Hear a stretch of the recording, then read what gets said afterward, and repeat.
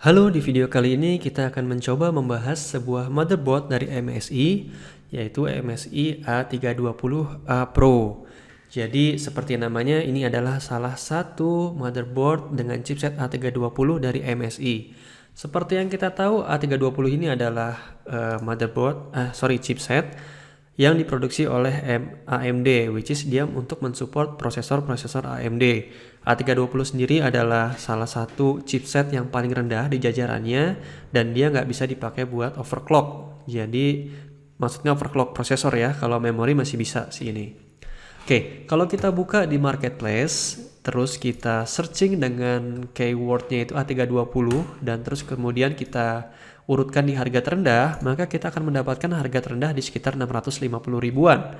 Cuman mereknya agak aneh-aneh atau jarang kita dengar gitu ya, seperti ECS, Galax. Untuk ASRock ini udah lumayan punya nama, sering kita dengar. Biostar juga seperti itu, tapi nggak sefamiliar itu sih. Merek familiar yang pertama kita dengar di sini adalah MSI. Jadi ini adalah salah satu board dari MSI yang paling murah. Nggak paling murah sih sebenarnya, karena kalau kita lihat di marketplace lain masih ada motherboard MSI lain dengan seri chipset yang sama yang harganya ternyata lebih murah, yaitu A320M Pro E. Tapi mungkin akan kita bahas di video lainnya. Hari ini kita fokus untuk yang A320A Pro. Ini adalah layout dari motherboard ini. Oke, dari sini kelihatan. Jadi di sini dia ada dua slot buat RAM. Ada 1, 2. Masing-masing ini untuk memorinya support sampai 16 GB, jadi totalnya bisa sampai 32 GB. Kemudian ini ada satu PCI Express 16 kali yang biasa dipakai buat VGA card gitu ya. Dan ini PCI Express untuk VGA cardnya ini yang kita dapat adalah generasi ketiga, jadi bukan generasi keempat, tapi ya nggak apa-apa juga sih. By the way, sekarang ini siapa sih yang mau beli misalnya Nvidia 2080 Ti tapi beli motherboardnya yang 700 ribu gitu ya? Kayaknya kan jauh banget gitu, harga VGA cardnya di atas 10 juta, motherboardnya cuma 700 ribu. Jadi kayaknya nggak masalah sih. Terus ini ada PCI Express 1 kali untuk tambahan-tambahan lainnya. Kemudian kita lihat di sebelah sini, ini area VRM-nya. VRM ini adalah salah satu hal yang penting di motherboard. Jadi VRM ini adalah yang memberikan tenaga atau listrik kepada prosesor atau alat-alat lainnya yang nempel di motherboard ini. Seperti itu. Kita lihat di sini kalau kita perbesar, jadi dia VRM-nya ada 3 plus 2 phase. Kita bisa tahu dari chokingnya kotak-kotak ini, dia ada 1, 2, 3, tambah 1, 2. Jadi yang 3 ini adalah untuk support ke prosesor, yang 2 ini untuk SoC atau alat-alat lainnya. Kita lihat di sini MOSFET-nya untuk yang ke motherboard, dia ada 1 yang high, 2 dan 2 yang low. Oke, untuk yang SoC dia ada 2 yang low dan 2 yang high. Seperti itu. Tapi memang kurang baiknya adalah kita lihat di sini sama sekali nggak ada heatsinknya gitu ya. Jadi musuhnya VRM ini adalah panas, dan biasanya dia ditemenin sama heatsink untuk melindungi dia dari panas tersebut gitu.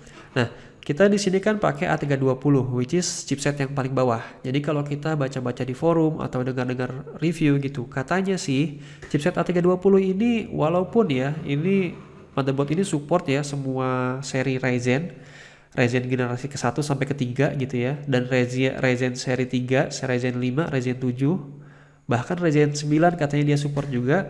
Tapi katanya untuk A320 itu jangan deh dipasangin lebih dari Ryzen 5. Kenapa? Katanya karena VRM-nya ini walaupun dia bisa, tapi katanya akan ada kendala karena VRM-nya ini nggak support banget gitu, nggak kuat-kuat banget untuk sampai ke Ryzen 7. Seperti itu. Cuman saya coba cari-cari review, dan saya dapat ini ada orang yang mereview. Jadi dia namanya Tech Epiphany, ya bahasa Inggris sih. Jadi dia mencoba Ryzen A320 dan X470 ini dipasangin dengan Ryzen 7 2700X, dan ternyata jalan-jalan aja sih, lancar-lancar aja gitu. Jadi kesimpulannya kalau menurut saya sih motherboard ini boleh kok dipasangin Ryzen 7, masih jalan juga gitu. Cuman ada juga review lain yang ini dari Indonesia. Dia ngebahas motherboard MSI A Pro Max, which is sedikit di atas yang ini gitu ya, sedikit di atas yang ini. Dia ada tambahan M2 slot di sebelah sini. Dan settingan VRM-nya sepertinya sama sih dengan yang ini gitu ya. Dia pasang di Ryzen 3 dan Ryzen 5. Di Ryzen 3 terus dia cek suhunya ini di angka 50 derajatan, di Ryzen 5 di angka 70 derajatan, dan dia mengatakan kalau dia nggak menyarankan motherboard itu dipasang dengan Ryzen 7 karena bakalan panas gitu Mbak ya, mungkin di angka 90 sampai 100 derajat gitu ya. Tapi saya baca juga di forum lain sebenarnya motherboard itu maksimal dia boleh dipasang, bukan boleh, maksimal dia itu VRM-nya itu bisa sampai 125 derajat. Jadi kesimpulan saya sih ya memang bisa motherboard ini dipasang Ryzen 7, cuman mungkin akan panas, dan seperti yang kita tahu musuh dari alat-alat elektronik seperti ini adalah panas. Makin dia panas, dia biasanya efisiensinya berkurang, kemudian dia umurnya juga nanti akan berkurang gitu. Jadi intinya ya bisa dipasang sampai Ryzen 7 bakalan jalan lancar aja, cuman mungkin umurnya bisa jadi berkurang. Oke, sekarang kita lihat layoutnya yang lebih detail. Nah, kalau untuk lihat layout lebih detail itu paling enak kalau kita buka dari manualnya. Jadi saya sudah download manualnya di sini untuk A320M A Pro, dan di sini ada layoutnya. Oke, di sini kita bisa lihat dia support 4 SATA. Jadi ada 4 SATA di sini. Ini 1, 2, 3, 4. Oke, jadi ada 4 SATA. Cuman kalau kita lihat posisi SATA-nya di sini itu yang SATA 3 ini yang sebelah sini, ini posisinya persis di belakang VGA card. Jadi kalau kita pasang VGA card dan VGA card-nya yang panjang, yang bagus gitu ya, biasanya dia panjang dan dia agak lebar seperti ini. Kemungkinan yang SATA ini nggak bisa kepake. Jadi kemungkinan cuma bisa 3 SATA aja yang kita pakai. Jadi kita cuma bisa pasang SATA drive seperti buat SSD, buat hard disk itu cuma 3 aja. Kemudian di bawah sini ada colokan untuk USB 3 di sini. Terus di sini ada 2 colokan untuk USB 2. Jadi kalau untuk di depan nanti ini bisa support untuk 2 USB 2, dan ini juga 1 colokan tapi bisa buat 2 USB 3. Terus di sini ada buat front panel, posisinya cukup baik sih buat front panel, jadi nggak susah-susah karena biasa front panel kan dari depan casing kabelnya tinggal kita taruh di sini aja. Terus di sini ada colokan untuk audio. Terus di sini ada tambahan 1 PCI Express 1 kali ya, tadi untuk tambahan sound card atau apapun bisa dipasang di sini. Kemudian kalau kita lihat di atas ini ada power buat CPU, kemudian ini ada power buat motherboard, ini ada colokan buat kipas CPU atau prosesor, ini ada colokan tambahan buat kipas lainnya. Tapi colokan tambahannya cuma 1 di sini. Jadi secara umum sih kalau kita lihat layoutnya, ya ini simple banget gitu.